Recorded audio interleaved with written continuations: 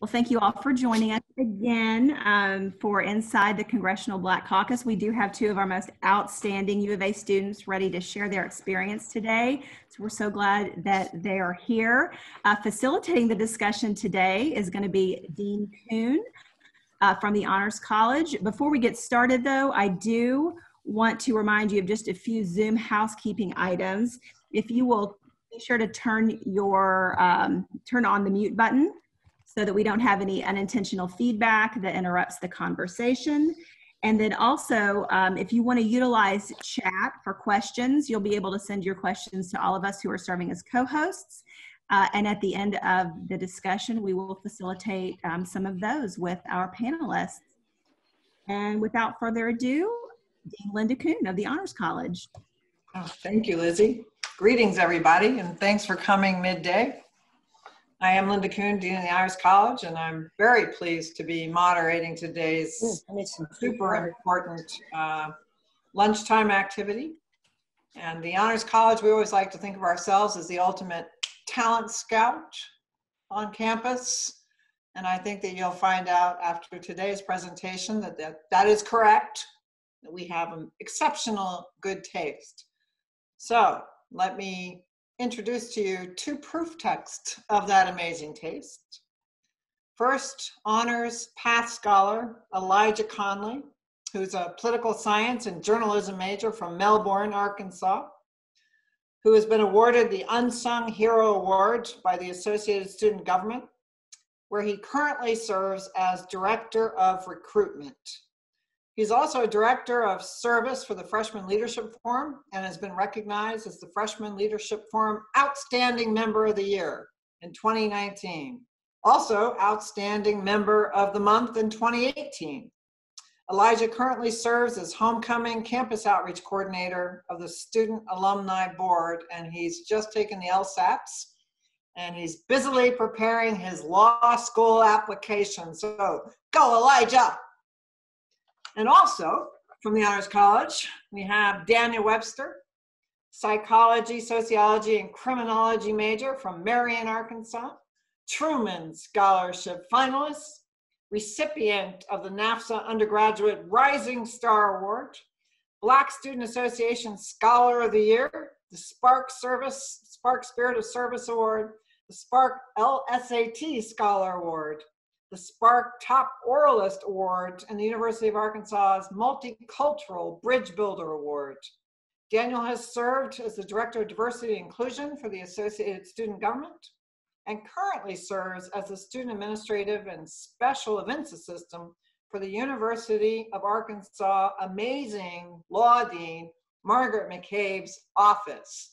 So today we're going to hear about Daniel and Elijah's exceptional experience this past summer as interns of the Congressional Black Caucus. So I'm going to let them take it away. Awesome. Well, I'll go first. Hi, everyone. Thank you for coming. Thank you for that amazing introduction, Dean Kuhn. So yes, as Dean Kuhn said, me and Elijah had the great opportunity to serve as interns for the Congressional Black Caucus Foundation. This internship received, I believe they said near 800 applicants nationwide, and they chose 55 of the top applicants to come and serve this summer. Due to Corona, it kind of didn't look exactly how we thought it was going to.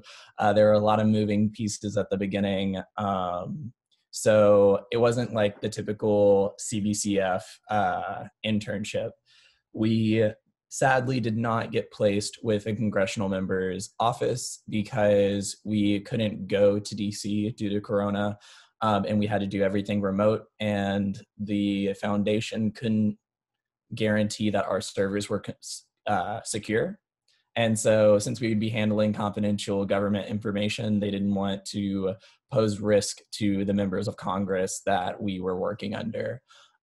So it shifted gears from us being congressional office interns to us being interns for the Congressional Black Caucus Foundation itself, so the parent organization of the Congressional Black Caucus. it was a very unique experience. I think that no one else that has interned on the Hill before last summer could say that they did it quite like we did. It was long hours over Zoom, but really fulfilling. We got to speak to several different Congress people. So Congresswoman Bass, Congresswoman Underwood. We even got to attend a panel series where now Vice President-elect Harris spoke and spoke to our cohort specifically. And so that was really cool, getting to meet several different of the behind the scenes people on the Hill was really fulfilling. But I think that one of the things that I took out of it mostly was the phenomenal work that young people are doing right now. I sadly fell into the trap that I thought I was going to have to get my law degree and then have 20 plus years of experience before I could create active change. But the people in my cohort, mine and Elijah's cohort, were absolutely phenomenal. There were Harvard scholars, other Ivy Leagues, and even like other people from state schools that ran their own nonprofits and were already, I think we had a member of our cohort who had already been elected to a city position or maybe a district position. But he was already in like getting elected, already won his campaign, and he hadn't even graduated college yet. And we got to hear from Congresswoman Underwood, who was the youngest person to ever get elected to Congress. And she's a Black woman, which is super empowering to see. And so I think that that was the main thing that I got from this internship, that like you do not have to wait till you have 30 years of experience. If you want to change something, we can go ahead and do it now. And I think they set us up very well for us to be able to start enacting change very soon after our internship concluded. So Elijah, you want to build on that? Yeah, so I'll echo a lot of what Daniel said. So one of the things that like really drew me to this internship and the CBC as a whole was just like the lack of representation in Arkansas politics. I'm a lifelong native of Arkansas, and just always having failed to see myself reflected in the Arkansas congressional delegation, that just led me to inspire and to be inspired by the CBCF and its members. And so people like a lot of people that Daniel mentioned, like Vice President-elect Kamala Harris and Congresswoman Underwood, the late John Lewis, those are people that I've always looked up to and have been inspired by. Even though like they're not directly my representatives, I've always felt a connection to them because of the work they do for the Black community. Because I've always failed to see that in my home state, and so that's something that was really important to me whenever I applied for this internship, was just being able to see people that I could relate to, that looked like me and that were doing things for my community. And so that's one of the big reasons I applied for this internship. And I actually learned about it my freshman year from an honors college staff member, but I decided that I should wait just because, like, as Daniel mentioned, it was very competitive and I knew that so many people were going to be applying for it and I wanted to get more experience before I even attempted it. And so I applied last spring with the help of John and Dr. Louise Hancock's and Dean Kuhn. And whenever I was accepted, I was really excited to be accepted, but also to learn that Daniel and Justice Ewell, who also went to the university, they had also received it, because I thought it was really awesome that 3 people from the University of Arkansas had gotten it in the same year. Because prior to us, there was no one to my knowledge from the U of A that hadn't gotten it. And so that was something that was really exciting for me to be able to represent the U of A with 2 people that I've worked with on campus and been mentored by. That was really impactful for me. And a lot of what Daniel said, after it shifted gears and went from not being able to work for a member, I think that at first there was a little, we didn't know exactly what was going to happen. They were doing their best and they did a great job to adapt the program to a virtual setting in such a short amount of time. Because like right when we applied in March, that's kind of when the world stops and everything shut down. And so I kind of assumed that they were just going to cancel it. And so I was actually really surprised in May when I found out that they were moving forward with it, and that they were able to adapt it. And so even though we weren't able to work for a member of Congress or go to DC, I had such a fulfilling experience. And I think I learned just as much from my fellow interns, if not more, than I did from the actual program itself. Like Daniel said, just being surrounded by 54 fellow young Black professionals that are at the top of their games and their respective communities was really empowering for me, just to be in a setting with people that I related to on so many different levels, that were like-minded. And we all had this common desire to impact our own prospective communities. But I think one of the biggest takeaways I got from this program was that there's no singular path to service and to serving others, especially when it comes to seeking like a public service position. There's 54 of us, or 55 of us total, I believe, but everyone had a different idea and a different goal of how they were going to impact and change their communities. And so that's something that was really important to me, because I think I was educated on so many different issues that affect the Black community on a daily basis, just by listening to my fellow interns and getting to hear what they're passionate about and the projects that they're working on. And so whether it be voter suppression or maternal mortality rates for Black women and health disparities, there were so many different things that I learned about that I necessarily wasn't taught about, growing up in a history class or in a textbook. But the real issues that are affecting the Black community, those are things that I was able to learn about from Black people this summer, and just be able to see what they're doing to combat those issues and to really make a change was something that was really impactful for me. And so moving forward, I know I went into the program knowing that I wanted to be a lawyer and specifically practice either child advocacy or civil rights law. But now, after being an intern for the Congressional Black Caucus, I know that journey may look a little bit different than what I had originally anticipated, and that's something that I'm going to welcome. And so I'm excited to see kind of moving forward how that works out for me. But yeah.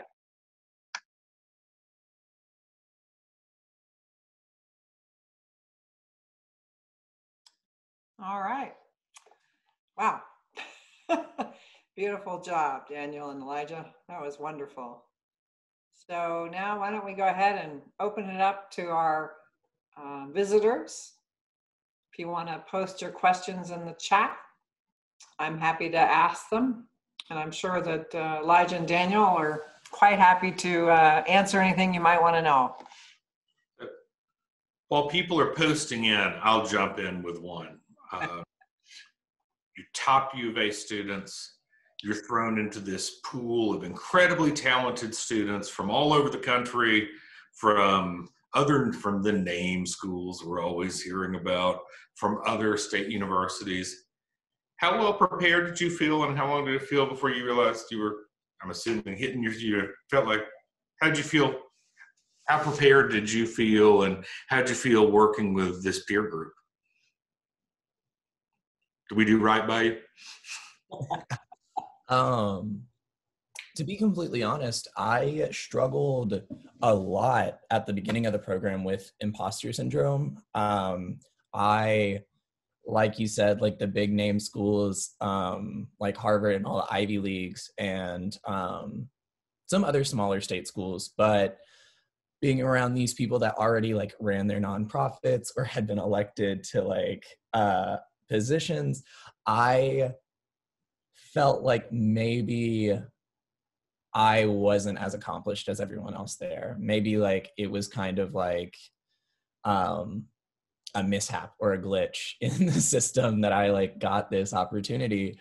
But the program director actually took a lot of time and was really intentional with her conversations with me, which I really appreciated. She called me at least 3 or 4 times during the program just to talk about how I was doing, because I expressed to her how I was feeling, and she said, no, like you need to understand that you're here for a reason. We saw something in your application that made us want to pour into you and build you up to be future leaders of tomorrow.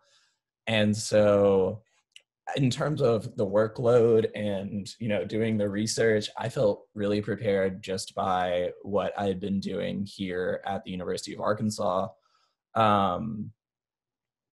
Specifically with like policy briefs and things like that. I took sociology of criminal law my freshman year, and that was the first time that I had been introduced to policy briefs. And I feel like ever since then, through different pre-law programs that I've done or different classes, I've also had to do that. And so it was really easy for me just to like switch and type those up. So I felt really prepared in that sense. It was more of my personal mentality is what needed to be adjusted. Yeah, I had a similar the similar experience as Daniel. Like when it comes to like the workload, like I also took sociology of criminal law with Dr. Shields, and so I feel like I was prepared, and like I was excited to do the work when it comes to like the policy briefs and the briefing memos. I never like really questioned like my ability to do that work, but it was more of just like feel like at first whenever I'm hearing like all these people going to like Columbia and like Rhodes Scholars and Truman Scholars and all these like really accomplished people. I also like there was a moment of just like questioning like, okay, like I'm here, there must be a reason, but like also like Daniel said, Dr. Anderson was our supervisor and she took the time to be really intentional and having very like several conversations with her and just learning that like our applications were reviewed by 3 different people. So it's like we were there for a reason. And so as the program went on and I got to know the fellow interns and got to work with them directly one-on-one, I was able to like know that like my work and my abilities coincided with theirs as well. You know, it's like I may not have like an Ivy League name behind me, but like the University of Arkansas has prepared me in other ways. And so like I felt prepared. It just took me a while to, I guess, convince myself of that. But once I did that, I was able to really, I think, open up and just enjoy the program a lot. Wow, thank you for this, Frank. And yeah, now imposter syndrome is something that everyone has. It's just some people hide it better. Academics certainly have it. We talk openly about totally feeling like imposters in our field. So I always say the best students have that kind of positionality. All right, we have a question from Tina Gunter. And Tina asks, did the experience make you interested in running for office? Or do you think you prefer to work behind the scenes? Great question, Tina.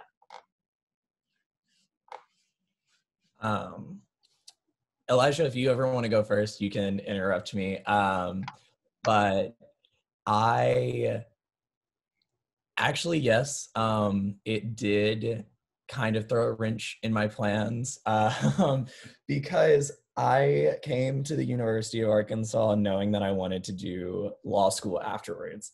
But my plan was to do law school and then do a clerkship and eventually one day become a federal judge.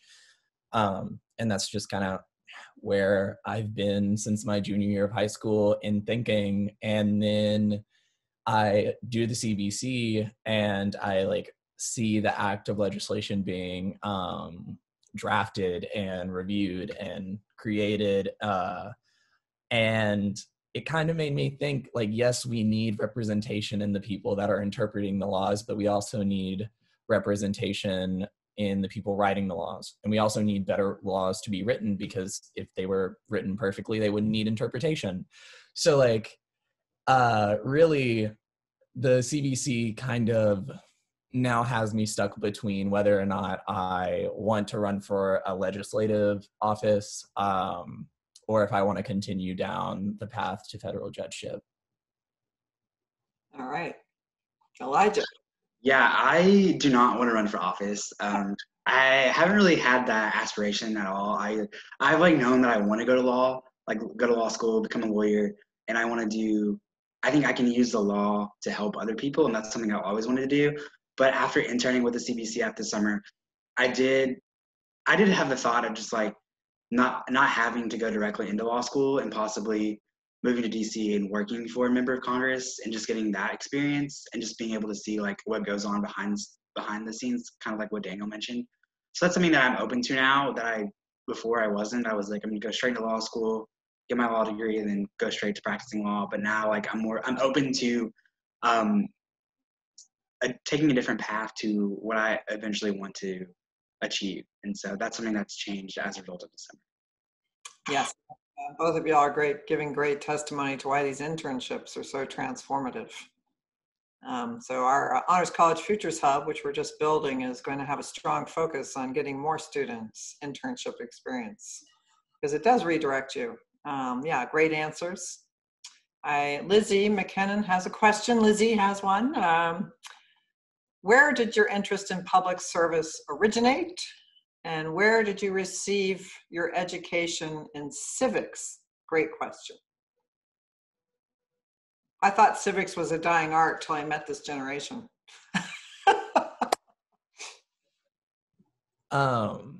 So I think that my passion for public service came from early childhood. My mother had me at a very young age. She was 14 years old whenever I was born, and she suffered or struggled with addiction for the majority of my childhood. And seeing her go through what she went through, and all of her friends and basically our community at large struggle from these systemic problems, not just systemic racism, because my mother is a white female, but the criminalization of being poor in America, or like the criminalization of mental illness in America. There are just all these things that I grew up witnessing in my own home that I just really can't sit back, and now that I've gotten the opportunity to be the first in my family to graduate college, just go and get a job and like make money and be fine. I really just want to make it to where no other person has to like quote unquote be so strong or like beat the odds, because the odds shouldn't be stacked against them in the first place.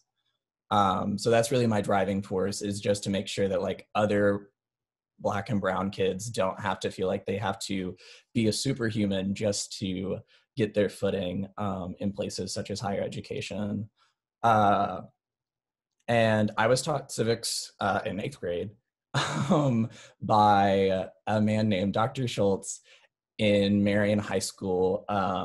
It was very surface level, but I think a lot of my like in-depth knowledge of civics and like governmental work came from the University of Arkansas, because I got involved in local politics here in Northwest Arkansas. I am a volunteer and work pretty heavily with Megan Godfrey, who represents District 89, which is Springdale, and she's phenomenal, and she's taught me a lot about the process as well.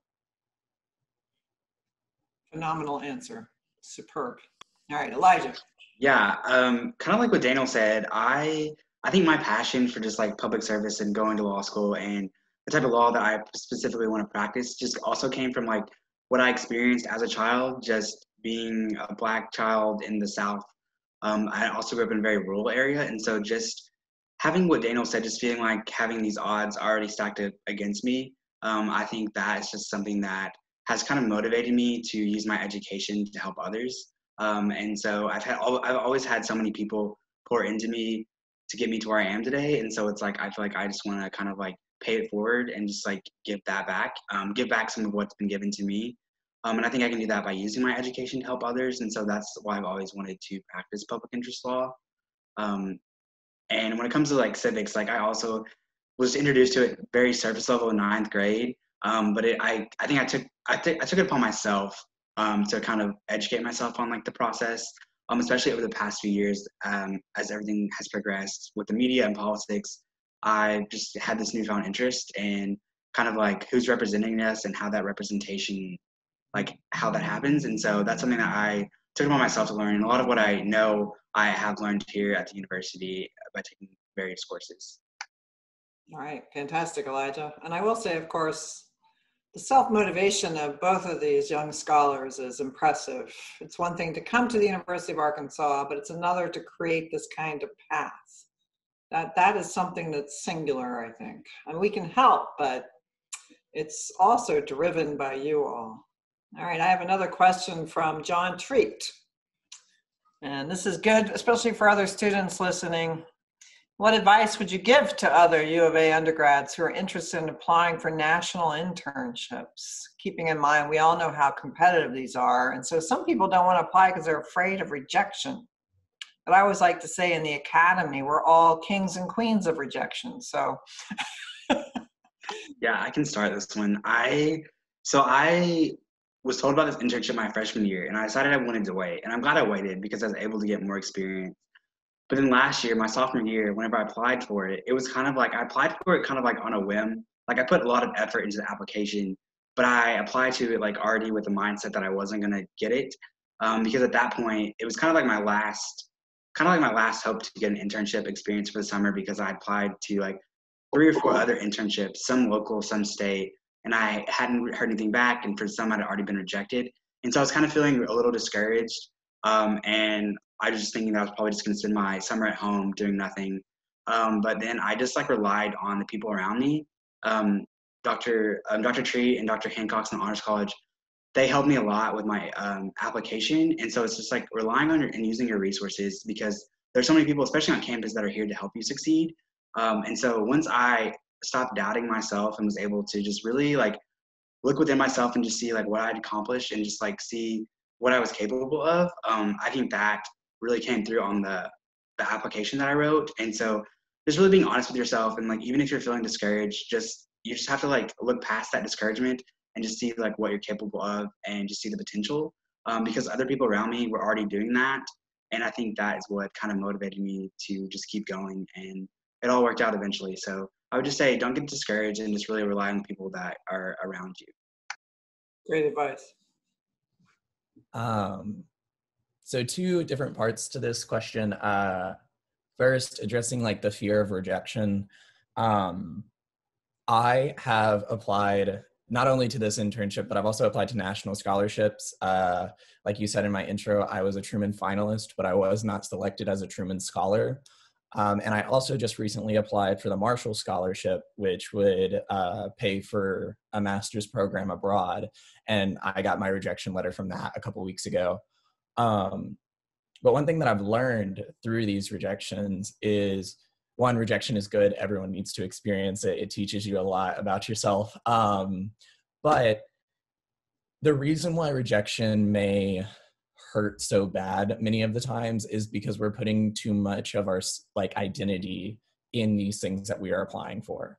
And yes, it's okay to like be proud of your accomplishments. I say that you should 100% be proud of yourself and own your accomplishments because you worked hard for them.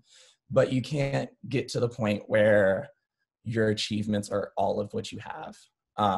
You can't just be a surface level, here is my resume, because your personhood is so much more than what you've done. And so to any student who's scared of rejection, or maybe just got rejected from something and you're feeling like pretty down in the dumps, it does not define anything. It does not matter in the grand scheme of things. At the end of your life, you're not going to be thinking about all of the rejections that you got. You're going to be thinking about all of the amazing things that you were able to do. So that's my advice for fear of rejection. And I know it's easier said than practiced, but just keep saying it to yourself, and eventually one day, maybe you'll trick yourself into believing it. For the assistants in the national competitive like scholarships and internships, I think that, one, it's good to reach out to other students that have already done it. I know we have tons of faculty and staff, especially the nationally competitive award office. They helped me with all of my applications, and they even offer to help after you graduate. So Dr. McRae has talked to me, and she said after my gap year, if I want help applying for my law school and fellowships, that she would be happy to look over my applications. And so I don't know many other schools that like after you graduate will help you with like applications and stuff, but that's an incredible resource. They've been doing it for years, and they really know what everyone is looking for.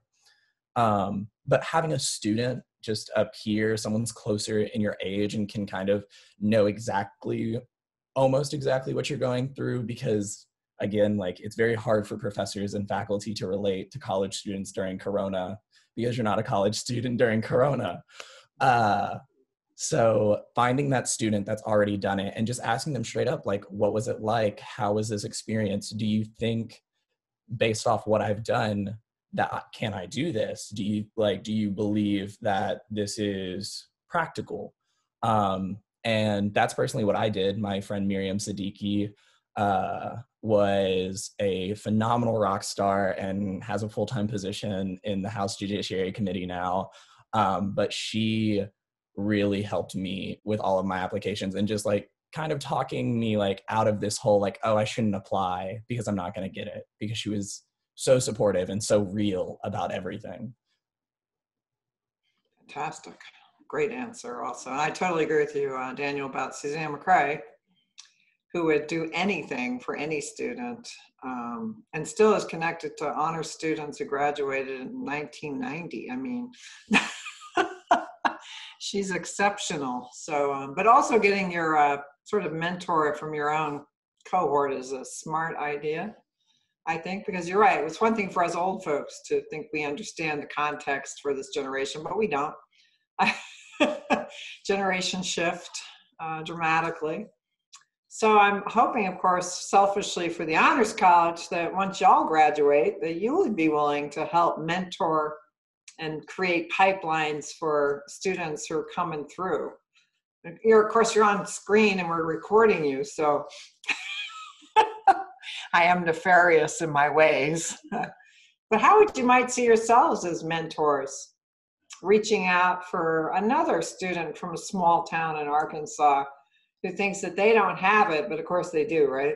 Because Arkansans rule, and I'm not from Arkansas, I can say that. Yeah, I think mentorship is really important.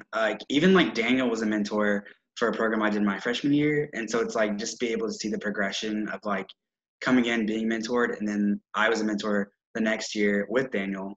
And so I think mentorship is very important. I've been mentored in a lot of capacities on campus, and that's allowed me to grow as also a student leader, but also a person, and to also turn around and become a mentor. And so that's something that I definitely look forward to after graduating and becoming an alum, being able to pay it forward by also mentoring and helping other people achieve these internships and other various things. Because I think it's really important to be able to have someone that's in your corner, that's been there and that understands like what you're going through and like what that looks like. Whenever I applied for this internship, I reached out to an alum from, I think, the spring of 2013. And so he did the CBCF internship like years ago. And he's still in Arkansas. And so he went to UAPB. And so I was able to reach out to him, and he gave me a lot of advice and helped me review my application. And so just like that, even though like he hasn't been in the program for over 7 years, he was so willing to help the next generation. I think that's something that is really important and something that I look forward to doing as well. Great. Yeah, what like Elijah said, I do believe that mentorship is really important. That's why I worked so heavily with the ASAP program. And I like went through the homecoming process this year, and one of the questions during that whole process is, in what way are you going to give back to the University of Arkansas after you graduate?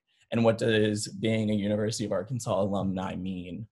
And I've been thinking a lot about it ever since that question has been asked. What exactly does it mean to have graduated from this place without really like conceptualizing that I have to leave? Like after 4 years, you have to leave. You have to move on and like grow and spread your wings and fly and whatever they say. But I think that if I ever received like a message or an email from a student after I graduated asking for my advice, I think that would make my day first. But I really think that I would be completely willing to schedule time just to like sit and talk to them. Maybe not even just like do the traditional like, oh, send me your resume, I'll look over it and things like that, but also getting to know like their personal stories and how campus may have changed or how they're able to work on campus now. I think it would just be really cool to like see that relationship develop. So I really hope that one day like I can be a mentor to students that come after me. Don't worry. I will say to my friends and alumni, our honor students are really stepping up now and really helping. I mean, whether it's a think tank dedicated to shark research off the coast of Saudi Arabia, or entrepreneurs or people in law school and med school, they're really reaching out and mentoring personally, even as early as first semester. It does make a big difference. So yeah, we'll be calling on both of you. So don't worry, there's no escape. And if I could jump in really quick, Absolutely. and on behalf of the Alumni Association, I can assure you both that you're going to be asked in the very near future to join us in a mentoring program. I just can't, I don't want to say too much about it, but yeah, I differ from a lot of people who are a little more seasoned in that I'm really impressed with Generation Z. You all kind of inspire me to believe that I can continue to make an impact, you know, and dream dreams and do new things into, you know, 40s, 50s, and 60s. You know, I feel really, really positive about what you're going to be able to offer our students in the future too. So I'm happy to hear that mentoring is a priority for you all.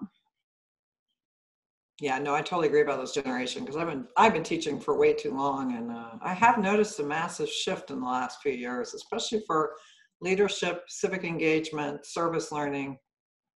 It's a different generation than some of the ones that went before. I mean, I'm a boomer, so that was a weird kind of civic engagement. But I am super impressed. Well, I don't see any more questions in the chat. Does anybody want to pose a final question for our amazing scholars?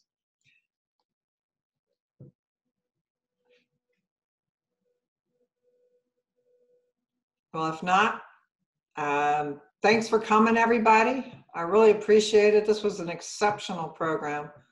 And to Daniel and Elijah, oh my God. The worst part about being a faculty member is saying goodbye after that 4 years. We don't kick you to the curb though. It's like, but the best part is sort of monitoring your trajectory. I love that part. I mean, I have a former student teaching at Harvard Med School, and he was from Arkansas. You know, Arkansans can do it.